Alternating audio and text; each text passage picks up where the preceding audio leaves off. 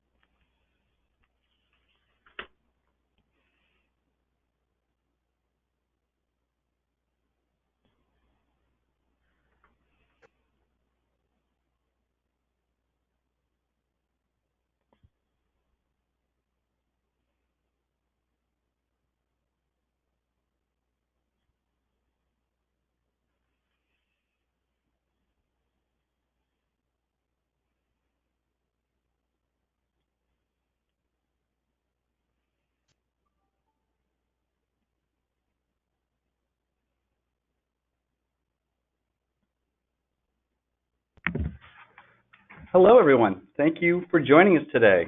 We are here for Managing Security and Risk 2.0. This is an exciting webinar we're hosting today to talk about building the capabilities and culture for digital transformation. I'm going to go through a couple of housekeeping notes first, and then we'll dive into the presentation. So please submit questions throughout the presentation today. There is a form attached to the GoToMeeting status bar, and you can answer questions. We'll be answering those towards the end of the presentation. We are recording this webinar, and we will be sending out the recording as well as a copy of the slides within a few days after the event. Right. Okay, so let me introduce today's speakers. Today we have Stephanie Balaouras. She's our featured speaker from Forrester. Stephanie has more than 12 years of experience in BCDR, backup and recovery, and information storage industries. Prior to joining the security and risk team, Stephanie was a principal analyst on Forrester's infrastructure and operations team, where she was instrumental in the development of Forrester's research and offerings in continuity, availability, and information storage and protection. Stephanie serves security and risk professionals. She leads a team of analysts who provide research and advisory services on topics like IT security frameworks, governance, risk, and compliance, identity and access management, application security, data security, and IT infrastructure security. She also provides Forrester's coverage of specific risk topics, including business continuity, IT continuity and disaster recovery, and backup and recovery. Marty Fox of Southern Glazers Wine and Spirit is a business continuity director, digital thought leader, serial technology entrepreneur, and author of 12 best-selling business and technology books, including the Ultimate Business Continuity Success Guide. He enjoys demystifying emerging technology and sharing the habits, mindset, motivation, and processes that create business value. All right, so I'm going to turn the presentation over to Stephanie. We'll begin with her presentation, and then we're going to have a quick panel discussion with Marty and Stephanie, and then open it up to questions. Stephanie, I'm going to turn this over to you. Okay, fantastic. Thank you, Kevin, and thanks, everyone, for joining us today. You know, I realize I have to update my bio. I've actually been in business continuity for 20 years, so I've got a subconscious impediment that's holding me back from updating that from 12 to 20. But really excited to be here today.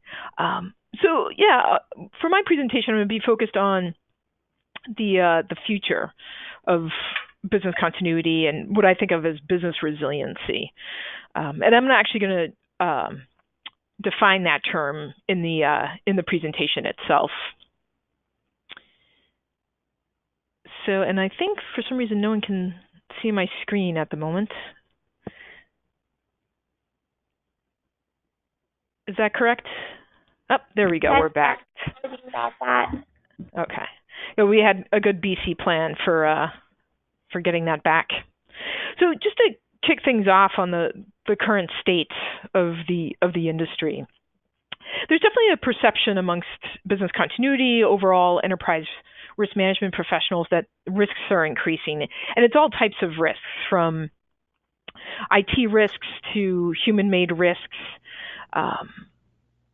And actually, I'm having trouble again advancing the slides. So we're going to implement our next business continuity plan, which is, maybe Haley could advance them for me. I got it. Great. Yeah, so as I said, there's a perception that the risks are increasing, but it's not actually a perception, it's reality.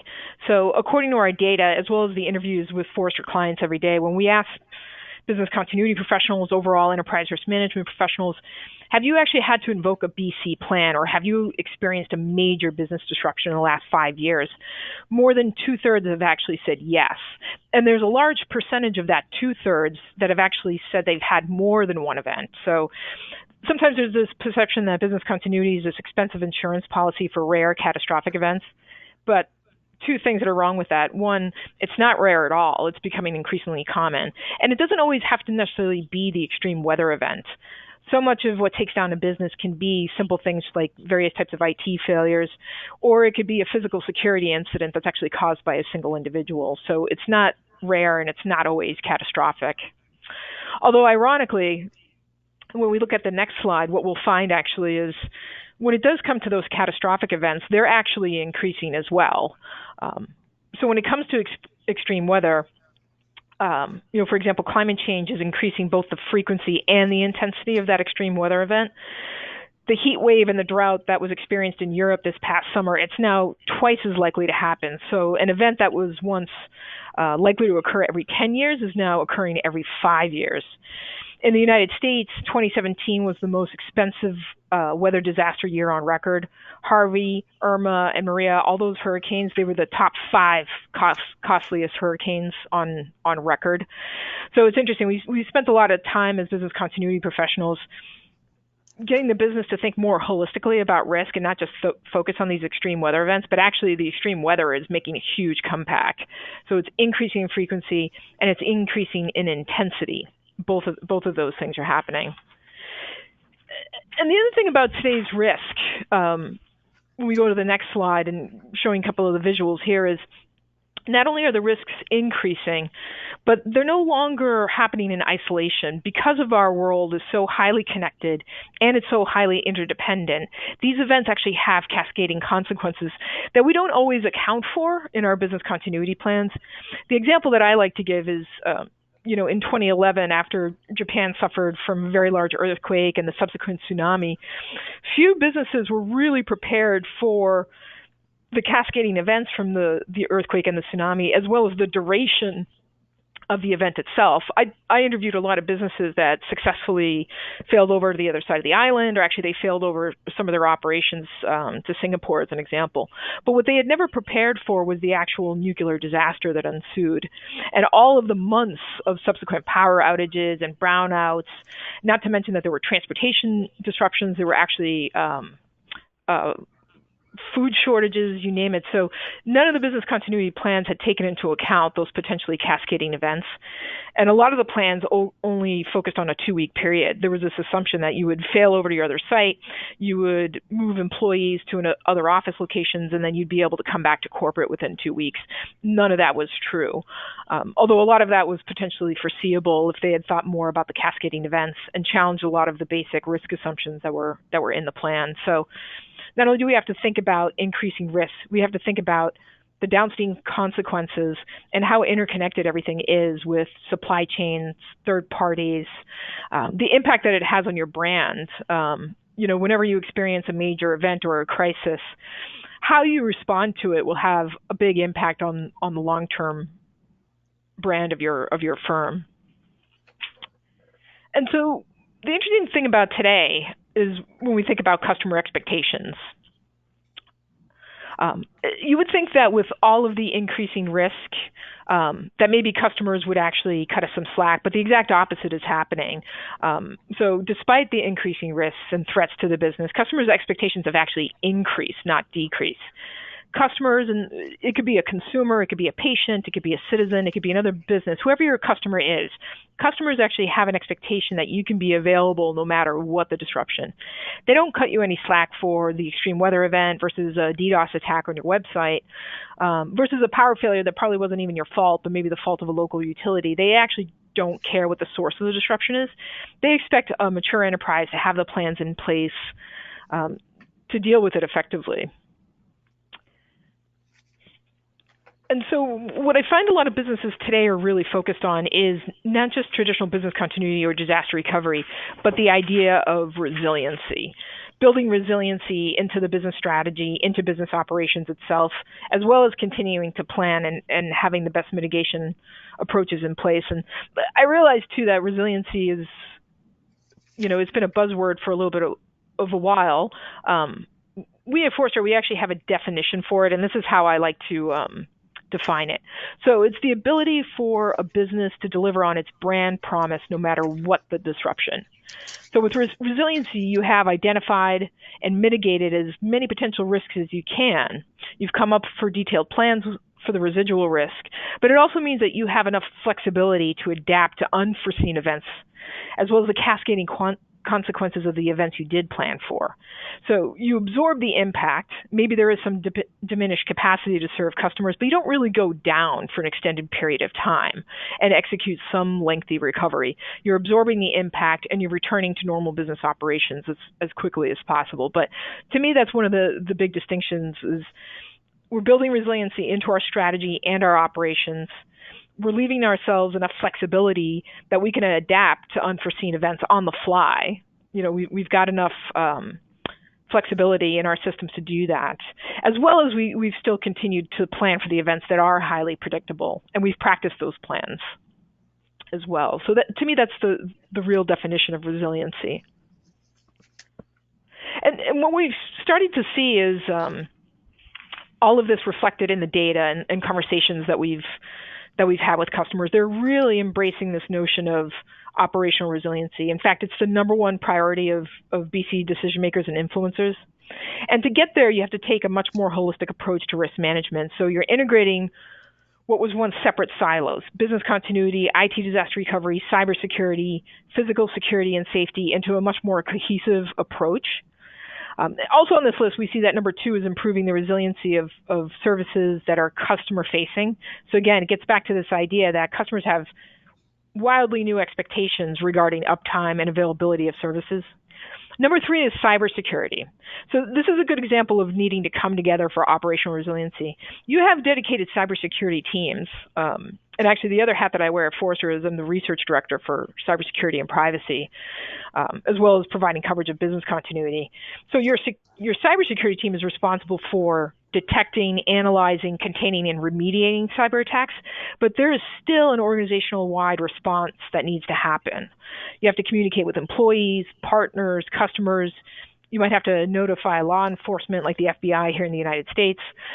In Europe, there could be GDPR requirements to actually report the breach to a data protection authority. And there's other regulators that have to be notified depending on the industry and the regulations that you're covered by.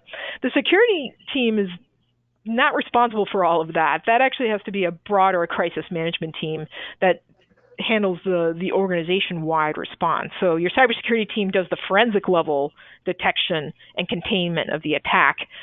But whether you call it a business continuity team or an enterprise risk management team, they're the ones that have to handle the organization-wide attack, the communication with external parties. So just an example of how we need to come together for operational resiliency. Now, there is some good news. So we've kind of talked about bleaker things, increasing risks, increasing intensity of the risks themselves, increasing customer expectations. There's some good news.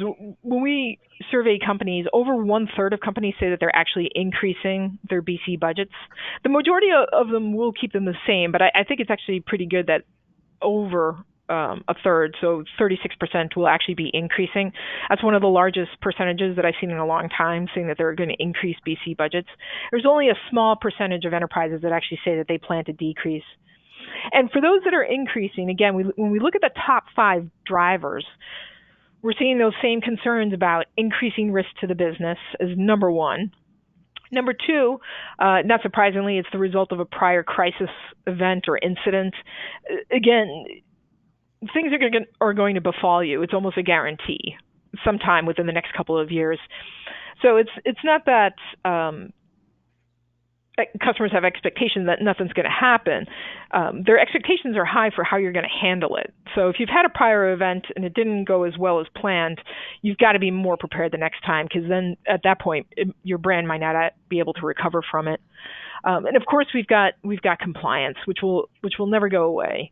And I actually think compliance can be a really good thing. Nothing gets budget and gets the attention of executives like compliance.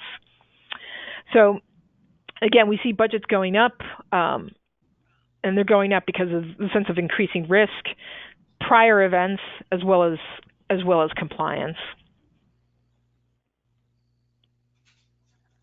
So when you think about where you're going to spend that money, so if you're in that 36% that does have increasing budget, it's helpful to think of capabilities that you need to develop to better anticipate risk, as well as the ability to resolve the crisis or the event.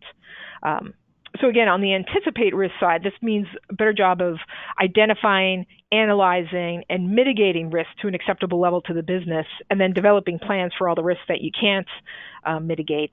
But then it's also all of your capabilities on the other side of the event, which is how quickly can you actually identify that an event is unfolding, and how quickly can you organize the response so that you're actually minimizing the impact to the business. So it's everything that we can do to better anticipate risk, and then when the risk actually occurs, how quickly we can identify that it's unfolding, organize our response to it, make some decisions on the fly, minimize the impact, and get back to normal business operations. And maybe not even get back to normal business operations. We're resuming business operations. Again, that notion of resiliency, which is you're not actually down, you're absorbing the impact of it. So when we think about the two sides of this event loss coin, if you will, we can see where there's a lot of technology innovation happening in the market. So on the anticipate side, I'm seeing two major emerging areas. First is solutions that do a much better job of risk modeling and quantification, and solutions for unified risk management. So with risk modeling, for example, you take a complex risk like climate change. There are certain scenarios that have average surface temperatures increasing by 2 degrees Celsius, some as high as 5 degrees Celsius. There's even scenarios that are less than the 2 degrees. That's pretty complex because every scenario will result in different sea level rises, increases in certain types of acute physical risks, as well as increases in certain types of chronic risks like drought or permanent changes in weather patterns and precipitation. So what risk modeling solutions do is they take into account contextual information about your business. So your supply chain dependencies, the locations of your facilities and warehouses and distribution centers and sales offices. And they help you quantify the risk and the impact to the business under these different scenarios so that you can make strategic decisions today that'll help you avoid those risks in the future, even though they might be years down the road. So this is all about long-range planning and building that resiliency into the nature of your business itself. Unified risk management platforms, and historically Forrester have called these governance, risk, and compliance platforms, they consolidate your view of operational risk.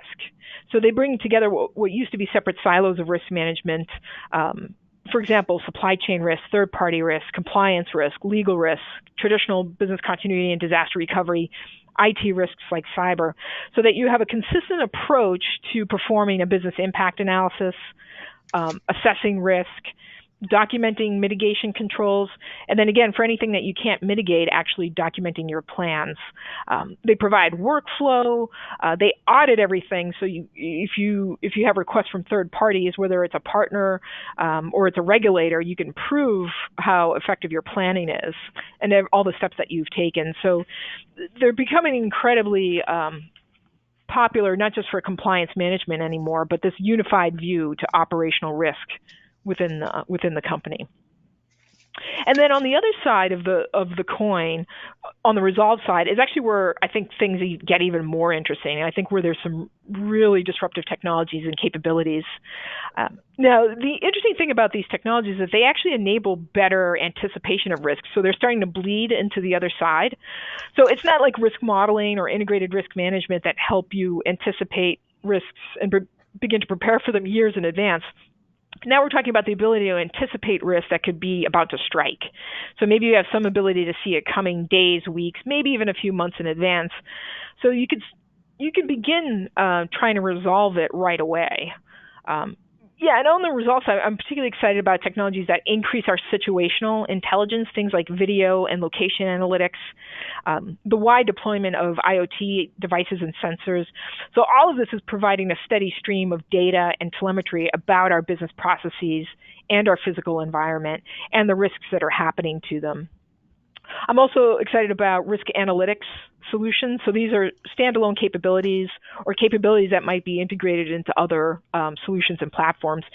And what they're doing is they're aggregating and analyzing all of the data that we just talked about from, again, video, location. It could be third-party feeds, but it's also information about the business, and it's helping you build risk insight.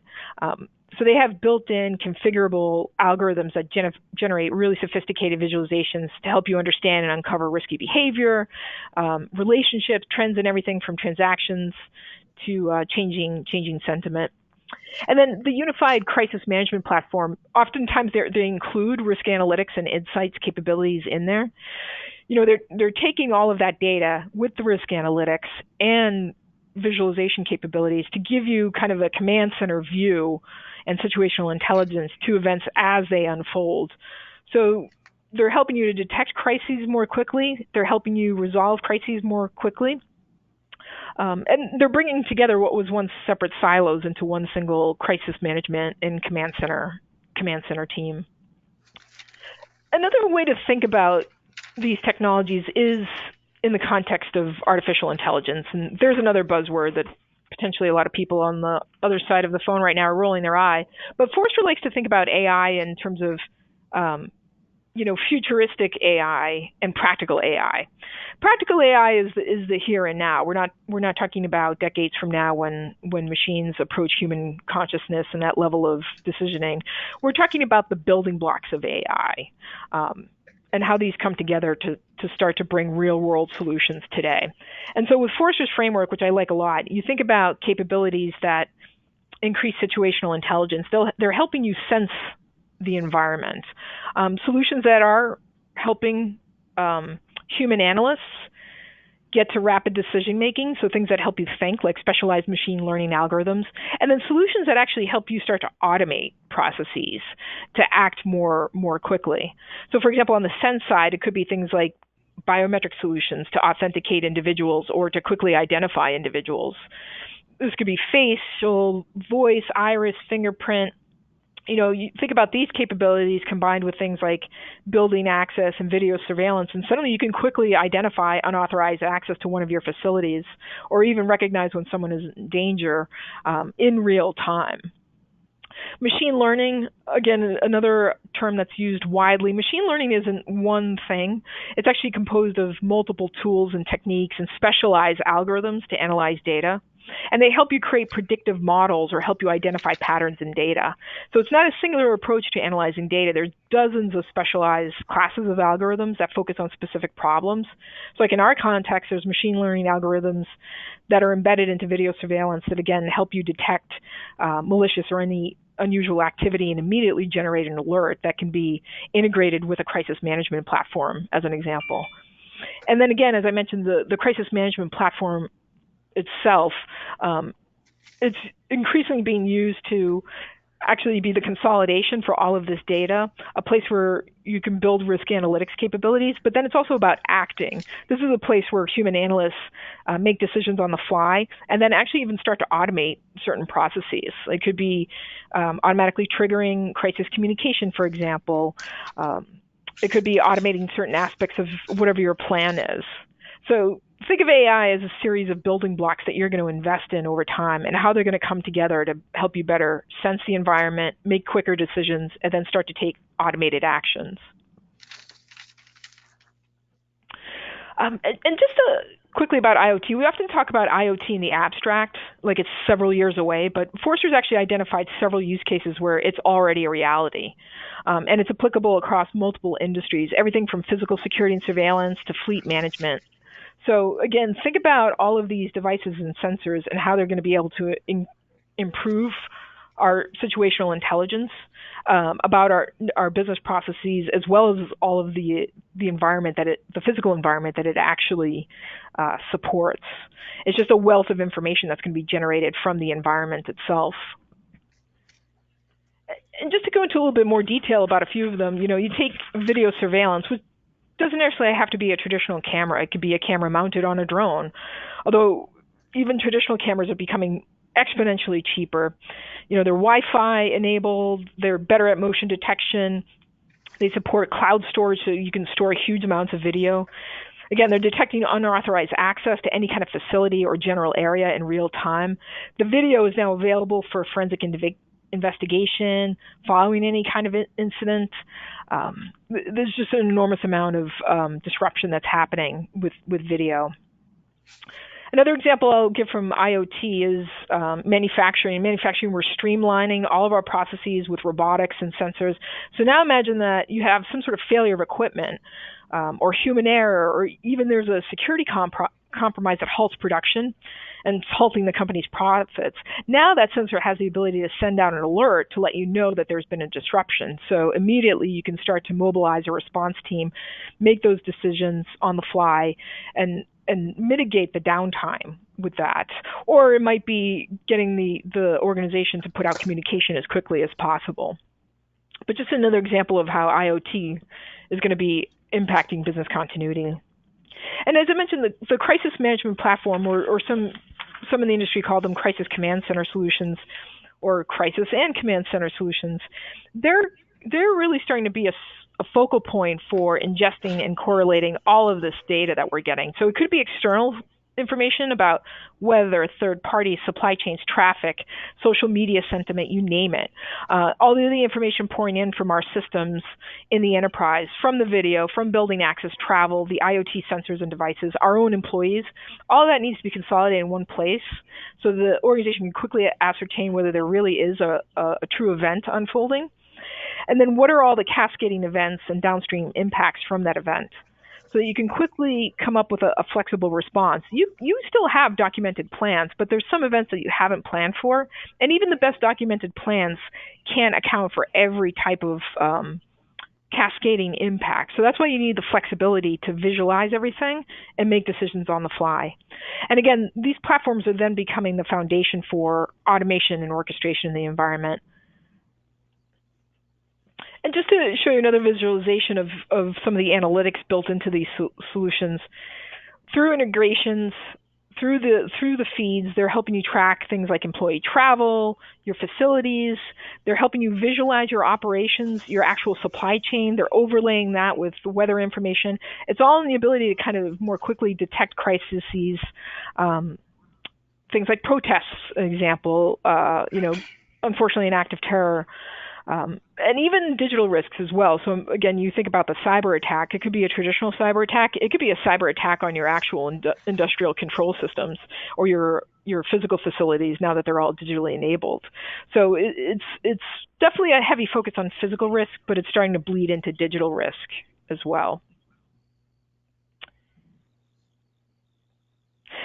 And again, at the end of the day, when we're making these investments, what we're trying to do, and another way to look at it is we're trying to better anticipate risk, mitigate them with controls, develop plans for anything that we can't mitigate. But for the unforeseen events that we haven't always planned for, we still want the ability to more quickly detect them before they become a full-blown crisis that has the potential to damage our brand and our long-term profits. The faster you detect them, the faster you have a flexible response to it and you contain it, the better off the enterprise will be in a number of regards, not just financially, but operationally, and also the fiduciary responsibility that you have to people and to keeping them safe as well. So just to wrap up my section a little bit more, resiliency requires an integrated approach to disparate risk silos, both in terms of long-term planning as well as the flexibility in our response. We're consolidating teams and we're consolidating solutions for both planning as well as response. Look at some of these disruptive technologies to help us make better, faster response decisions. Risk analytics capabilities plus these unified crisis management platforms will make that happen. They're great places for investment and for disruption to the way we've always approached business continuity. And we've got to start to embrace automation. It's quickly becoming a business requirement. So when you think about your response, think about processes that you could start to automate. For example, if you have a very human-intensive process for validating that a risk is truly a risk to the business, if there's a lot of manual processes for context gathering, if there's a lot of manual processes about contacting people and mobilizing the response team, think about the processes today that are very manually intensive and what portions of them you could begin to automate.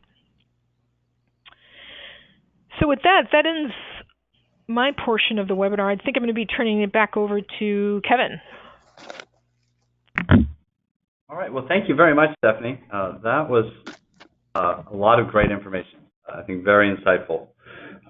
We want to talk about, we have a few discussion topics we'd like to bring up with to Stephanie and Marty. And I'd like to really kickstart the discussion by talking about what might be the hardest part of digital transformation, which is culture change. Stephanie, you mentioned a lot about looking at automating processes, and these are certainly, what people rely on every day to get their work done. And it can be quite a bit of a change when you start automating these processes, and just by automating it doesn't mean that people actually embrace it and use it. Can you talk a little bit, Stephanie, about how you get employees to buy into these changes, into this digital transformation, and really not only just have the business adopt this culture, but really embrace it, so it really becomes just the way that you're doing business going forward? Yeah, I think for this one, I'm actually going to recommend something that's traditional, which is just increasing the frequency and types of exercises and tests that we're doing as an organization.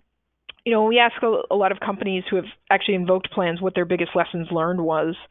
Two things happen. One is that they drastically underestimated how difficult it would be to communicate under the duress of an event. And then the second thing was there had not been enough training and awareness for the average employee in the organization. So the average employee did not know their roles, their responsibilities, where to go for more information, where they would be receiving information from. So I think a lot of that is a reflection of a lack of exercise and testing. And so I always counsel organizations to take advantage of a variety of test types. I mean, everything from just simple plan walkthroughs to tabletop exercises to like real full simulations, and to test under realistic simulations as well. All your best people aren't going to be available. It's not going to be the most ideal conditions. The more you test, the more people start to develop a muscle memory of what their roles and responsibilities are. I think they grow more comfortable as well. So when you do have an actual event unfold, there's still probably going to be panic, but I think they'll be better able to deal with the panic. People exhibit all kinds of unusual behaviors under stress. People who are normally quiet spoken will suddenly start yelling. People revert to whatever their first language is. I think a lot of that can be mitigated. Not entirely, but it can be mitigated to a better extent with just a lot of frequent exercise and tests, and including as many of the employees throughout the business as possible in those tests and simulations. Yeah, that's great advice. I think back into something one of my other colleagues has said, that nobody ever rises to the occasion; they fall to their training, and I definitely agree with that sentiment.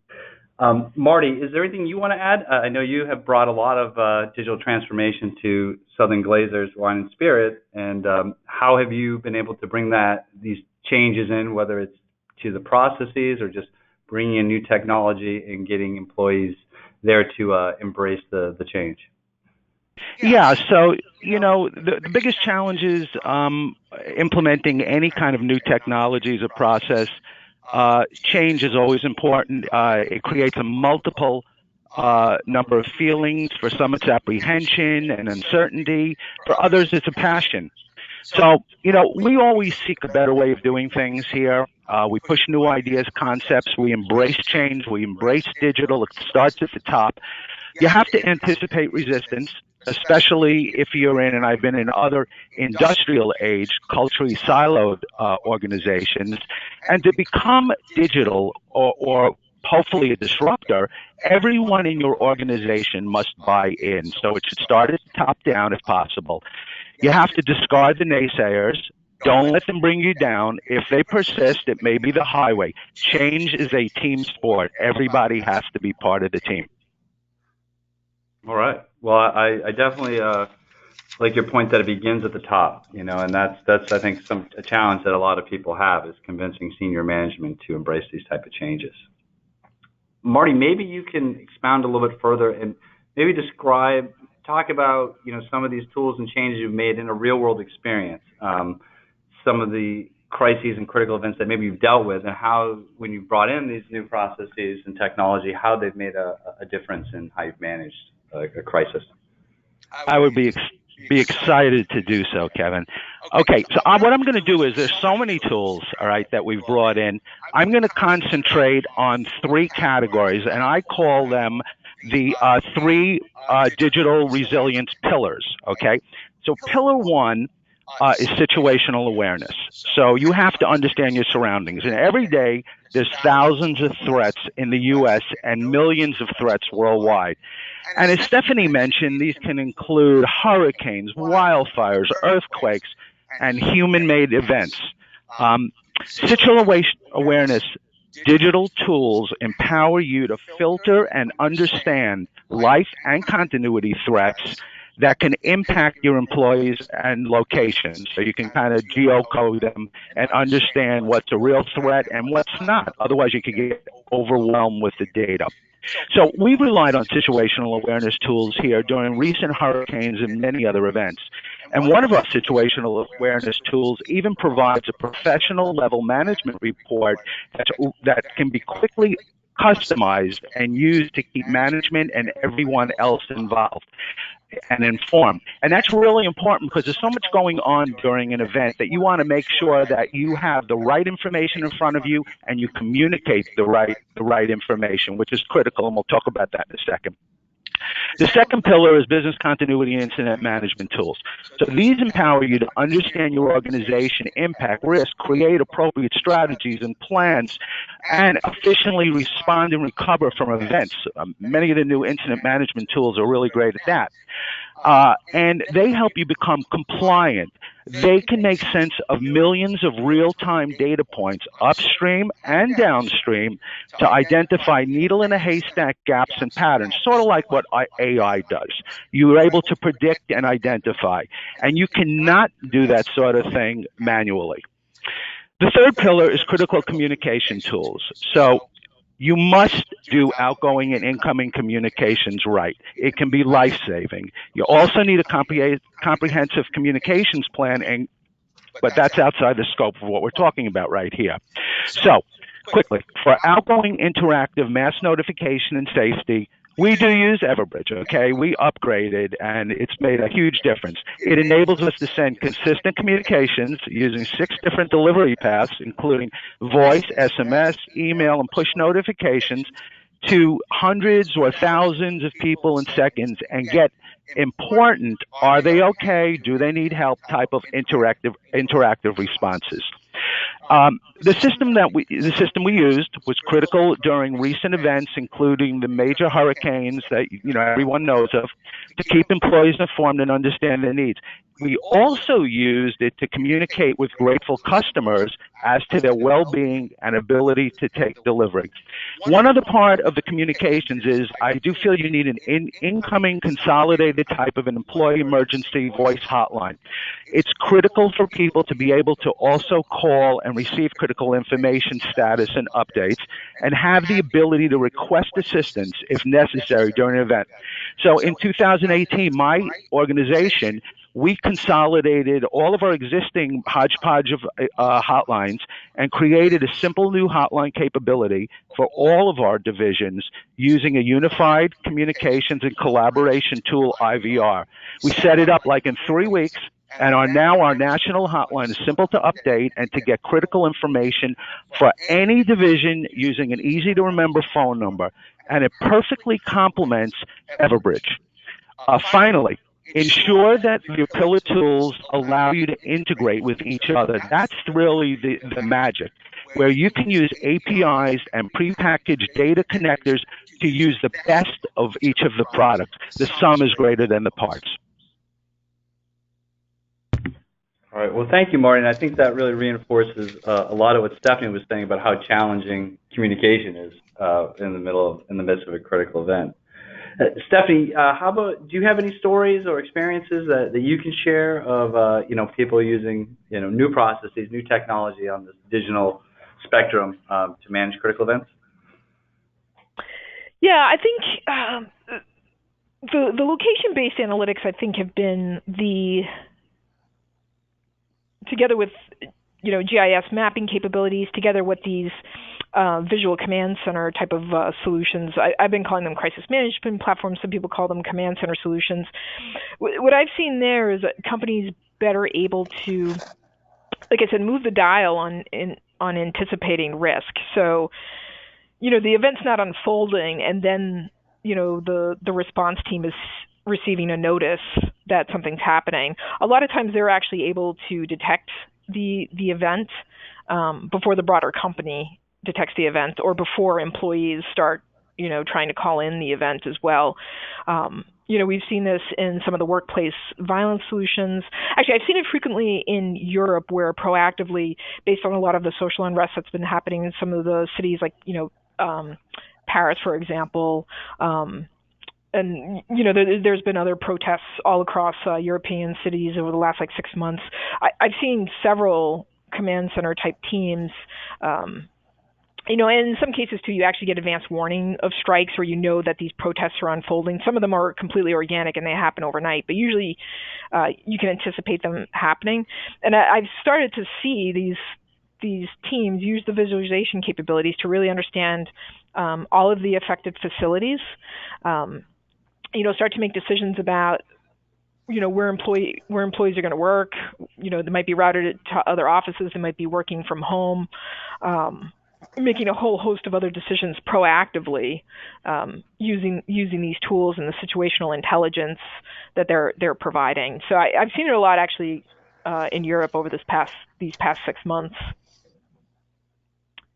Yeah, it's been kind of shocking watching the news some days. So it does sound like situational awareness, having that strong situational awareness really means a lot in terms of saving time and being able to direct resources where they need to be, where they are needed the most. So based on that, is that where you want to get started? Can we, if we were to, before I open it up maybe to audience questions, let's talk about that a little bit. If you're going to get started on this pathway down to digital transformation, do you have any tips or best practices on where to start? Is it communications? Is it this ability to visualize threats and maybe within the context of your assets as well to be able to make more informed decisions? Stephanie, can you maybe give us some thoughts on where you might begin there? Yeah, I'll echo what Marty said about the communication tools. I think that's the low-hanging fruit. Like, if you don't have an automated crisis communication and mass notification solution, to me that's sort of step one. If you're, especially if you're an organization of a certain size, if you're talking about a few hundred employees, I mean, even then I would probably still recommend something. But when you start to talk about thousands of employees, and even if you're kind of a small, medium enterprise where you're maybe 1,000 to 4,000 employees, I would still highly recommend one of the crisis communication and mass notification solutions. To me, that's step one, because it's the number one issue when you talk about lessons learned, is that people had drastically underestimated how difficult it was to communicate. So if you're relying on manual communication or manual call lists, that's just not going to work in an event. And it's sort of the easiest step to helping you respond more quickly to event, but it's also a great form of automation because you can set up your policies ahead of time. Who's going to be communicated to first, second. There's complex policies that you can set up to ensure that people are eventually found. You can try them on multiple modes of communication, et cetera. I think, to me, that's sort of step number one. The step number two, I would agree, is anything that increases your situational intelligence about your environment. So all of the different ways that you can subscribe to external threat intelligence, and then these crisis management / command center platforms that are able to ingest in those feeds and use contextual information about your business to help you visualize it. I think those are probably the two areas that I would start with first. All right, that makes a lot of sense. Marty, how about you? Do you agree with Stephanie? I know you mentioned a lot about how you brought new communication tools into Southern Glazers. Is that where you would begin, or yes, if you have other thoughts, are there other areas that you may want to look at as well, in addition to communications to really? Yeah, I agree 100% with Stephanie, and she brought back some nightmares of when I used to use manual call trees, and one time we reached a person at a bar because he never changed his number or he just wanted to give that number. But yeah, keeping it up to date, being able to do like an FTP of your data from your SAP environment and keep your data fresh to the minute. You could even sync it to the minute. Totally agree on that. I'll also suggest getting digital, speak with your stakeholders, understand the value you want to create. When I used to program and build systems, I used to start at the end and then find my way there. So, and no constraints, because with digital, you can do anything. And that's not a hard sell, because people can just look around, they see self-driving cars, soon you're going to have flying taxis, and I could go on like a whole book, I guess. But research new technologies and tools. I mean, IoT sensors, as Stephanie said, they're lightweight, they're cheap, they can help with employee safety. Small teams, quick wins. Go for the low-hanging fruit. I have this thing about using about spreadsheets being used over many different processes, and you don't have a gold copy. Look at the normalization of your data. Have consistent data. Data is a big issue, and it's a tough climb. And experiment. Encourage experimentation, and failing fast. There's nothing wrong with failing, because it'll get you to success. That's great advice, and I think it's an important point about data. We here at Everidge, obviously, we work with quite a bit of data, and people, they may define KPIs, they may define metrics and capture them, but they're not capturing them in a way that they can aggregate them, and really look at a larger data set to be able to draw out some conclusions. So I think, having some standardization around data is a really important step for a lot of companies. Hey, Kevin, can I just throw in one other tool, because you mentioned about the aggregation of data. I mentioned the pillars, but a good business intelligence tool is really good too, to be able to visualize data. And you can marry that with, an Everbridge or any of the other pillars that I mentioned, and you can get new insights very, very quickly. I won't mention any names, but they're out there and they're very valuable. I use them. Right. Yeah, I think that's again further excellent advice. All right, we have a few questions from the audience, so why don't we pivot there? I'm going to start with Stephanie, because I think this kind of touched on a point you were kind of making here. But one of the questions is, much of the business world is moving towards small. How do your points change when considering that corporation is a few? How does it change when you look at a corporation, I think, with just a few people versus some of these larger corporations? Where do you invest? Where is your priority?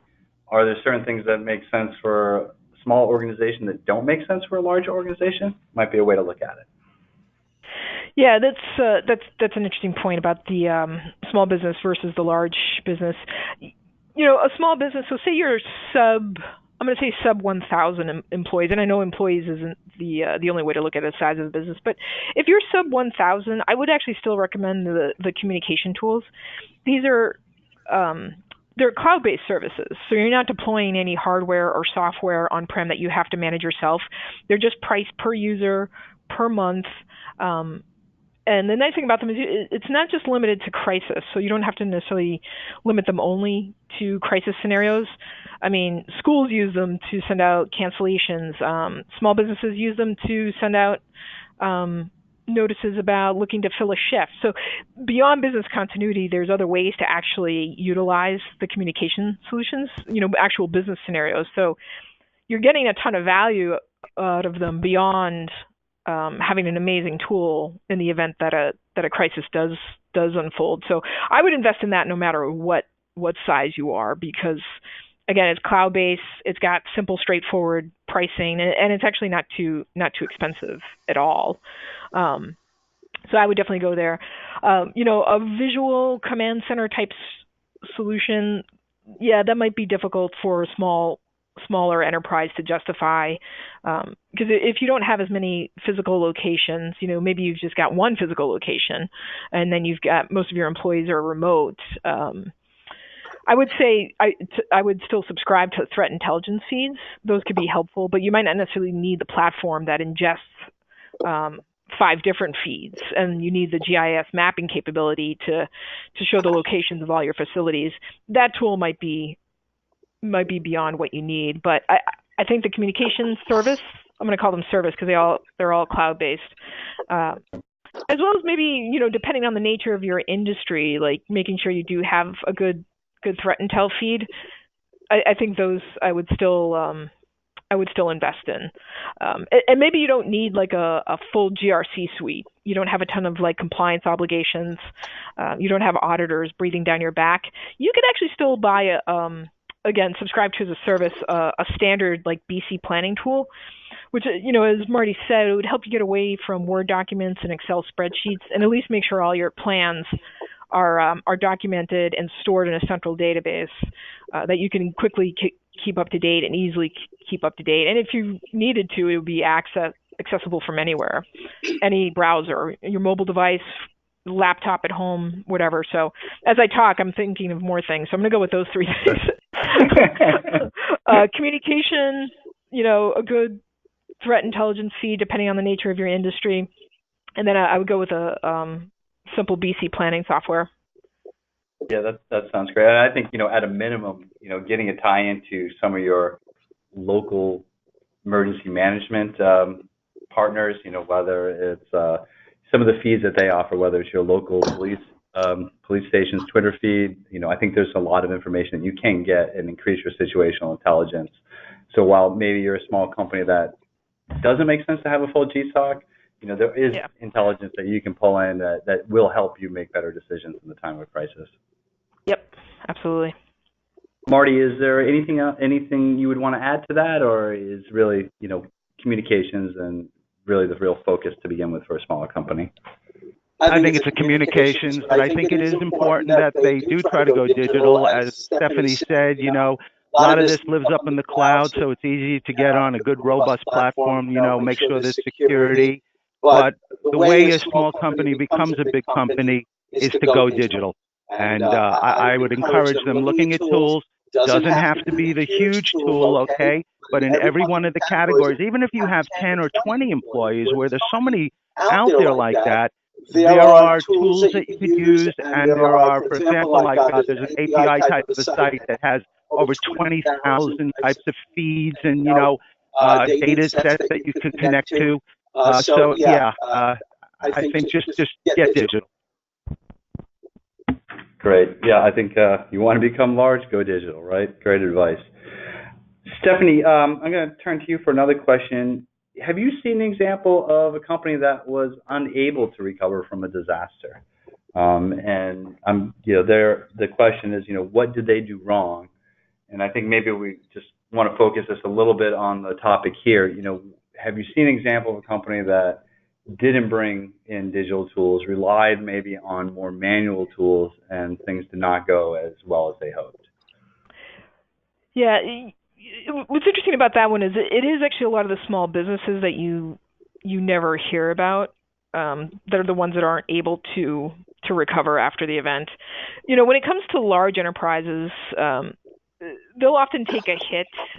You'll see significant impacts to their bottom line, but they do eventually make it back. I do know of one, like what I would call small medium enterprise, that was wiped out after an event. It was I'm not going to name who they are, but it was a cloud-based provider of software, and they had a major cyber attack. They didn't have cyber insurance. They didn't really have a sophisticated response, and they were bigger than a small business, but they weren't a large enterprise that could really absorb the impact of extended downtime. In this case, it wasn't just a cyber attack. It was a cyber attack where the attackers took control of their systems and demanded ransom. So not only did they not have a standard like breach response and incident response capability from a security perspective, they had never talked through the scenario of the ransom. Do we pay? Do we not pay? In this case, they couldn't. They ultimately decided they couldn't afford to pay, and they actually just chose to go out of business. So that's one example. I mean, what I have seen with large enterprises, they a lot of times, and you'd be surprised too, at a large enterprise, I'll find that the vast majority are still using manual tools and basic office tools to do planning. It is Word documents and spreadsheets, manual call tree lists. And what I'll find there, and I'll go back to the Japanese tsunami example of 2011. A lot of the local car manufacturers didn't have thorough plans for what happened. And it's interesting too, because prior to that large earthquake that was 9.2, there actually had been other earthquakes in the region that were over 9 and that had triggered tsunamis. So all of them should have been reassessing the assumptions in their plans and updating them and thinking about cascading consequences. They should have been much more prepared than they were. Most of them saw halts to their production and halts to their supply chain, and supplying other manufacturers in other parts of the world that went on for weeks and months. Now, the interesting thing is Nissan was the one manufacturer that had updated their plans and did really have a sophisticated response to the event, and they actually saw their production increase by 30% post the tsunami. So that would be my large enterprise example, which is more than a few car companies were caught flat-footed. They had major disruptions that probably cost them millions. And then they ceded significant production to a competitor who was able to keep up production and actually increase it by 30% post the event. Well, so there seems to be a real competitive differentiator between organizations that are resilient and can kind of weather these incidents. Yeah, absolutely. Kevin, can I just... Yeah, please. Can I just add to what Stephanie mentioned? Because I totally agree. There is a prevalent attitude in a lot of companies that it will never happen to us until it does. And in my logistics business, one of the tools that I use when I go meet, management and process owners is I show them a simple picture. And I show them a warehouse that was totally destroyed because the company said, well, it never happened. They lost all of their trucks. And they were halting their business, and they would have lost their business, but other companies helped them. But I see a number of those different cases. So it's really when you go out and you try to convince people or let them understand that it's so important, make it all about them. We're going to keep you in business. You're going to be able to pay your bills. And I think you show them some pictures and show them some things in their industry that actually did happen, and people get the picture. All right. Well, that is good advice as well. It's hard to refute hard evidence, right?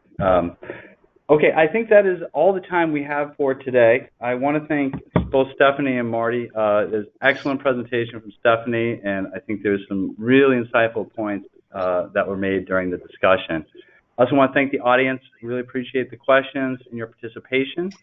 As I mentioned at the start of the webinar, we have recorded this. We will be sending this out along with a copy of the slides. And we look forward to meeting again, hopefully on the next webinar. So thank you very much.